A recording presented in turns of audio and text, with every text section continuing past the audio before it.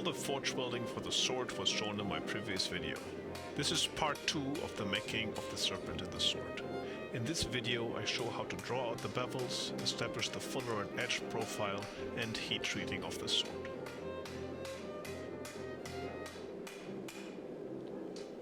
Initially I start working the bevels by hand, starting at the tip of the sword.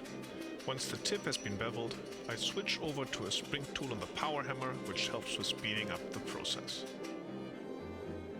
While forging in the bevels, the sword tends to bend away from the bevel that I'm working on, since the steel is being spread out there.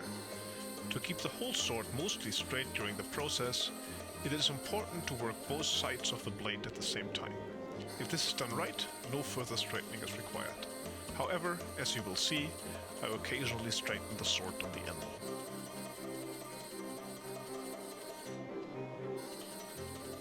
As with all steps in forging the sword, drawing out the bevels is quite time-consuming too. For this sword, it took a little bit more than 2 hours to do all the forging of the bevels.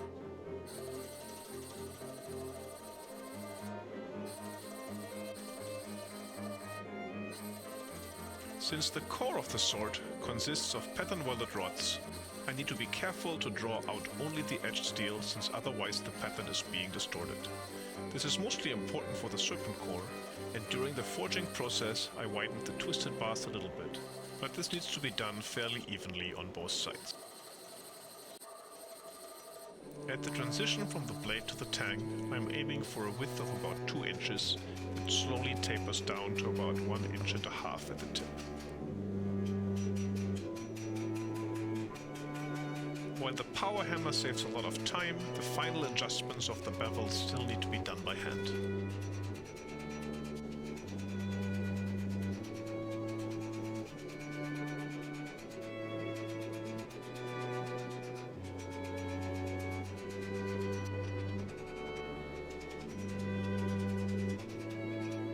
Creating a blade that is absolutely straight and has completely even bevels solely by forging is nearly impossible, especially as the blade gets longer.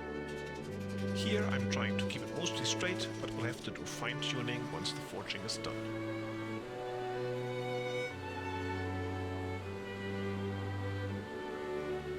This fine-tuning is a nerve-wracking process and can take many different forms. I work the blade on the anvil with the hammer, use a 3-point jig in the vise, and make a lot of use of an arbor press to get the sword and the bevels as straight as possible. Eventually, there needs to be one straight line that can be revealed with grinding. Before switching to the belt grinder, I remove the scale as much as possible. I use the belt grinder to create an even taper, the fuller and the cutting edge, as I will show in the following few sequences.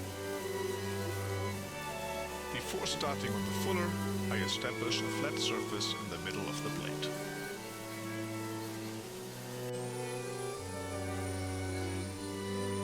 The surface can be etched to reveal the pattern, which helps with determining where the fuller should be established.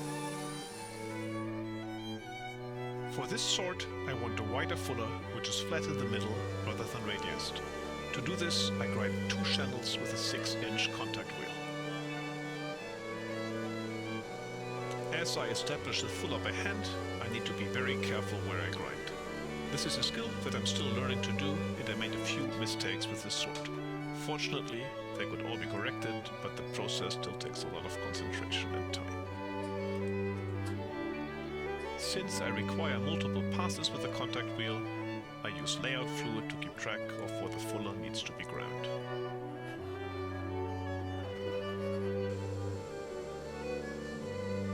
And again, back to the belt grinder for the final pass of creating the fuller. As you can see, this step takes a lot of time and frequent checking to make sure that the lines stay even.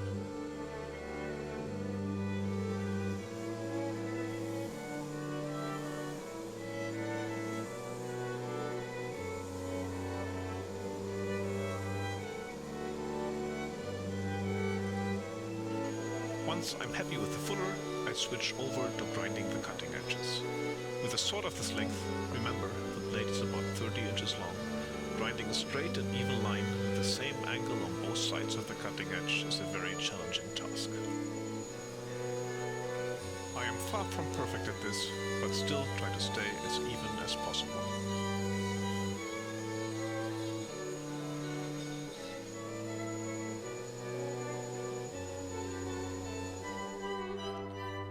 This is how the sword looks so far.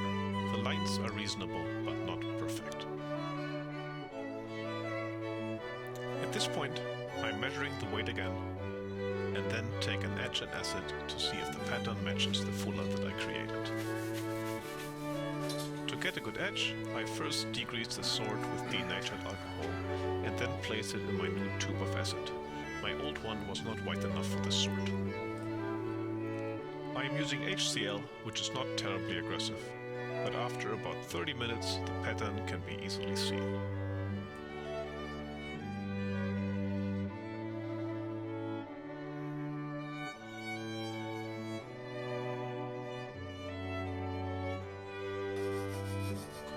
As I was creating a wider fuller by grinding 2 channels with the contact wheel, I now need to remove the ridge in the middle by hand. Once I'm done with that, I use a file to remove all vertical grinder marks and clean up the profile before heat treating.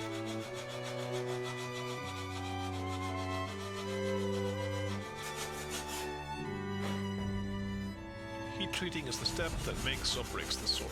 It can be a very tense moment. However, before quenching, I normalize the sword a couple times by heating it up to 1500 Fahrenheit and then letting it cool in the air. This relieves any stress in the steel that might have built up.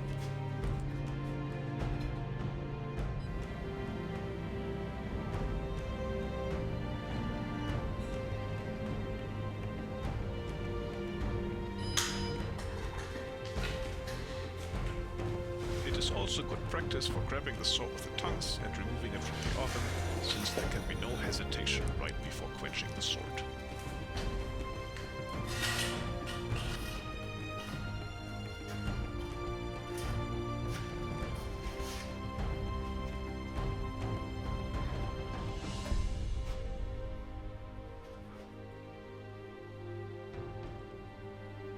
I wait till the steel is completely black before putting it back in the oven for the next step. Now comes the moment of truth. The sword is 1500 Fahrenheit hot and glowing orange. I will rapidly cool it down by putting it in a container filled with Parks 50 quenching fluid. I use an interrupted quench, which cools the sword down fast enough for martensite to form, but without completely cooling it down. At that point, the martensite transformation is not complete, and any warping in the sword can be corrected without danger. However, in this case, I did not see any obvious warping, and just put the sword back to cool it down completely. Here is the result. The quench reveals the serpent pattern in a quite remarkable way. More progress in the next video.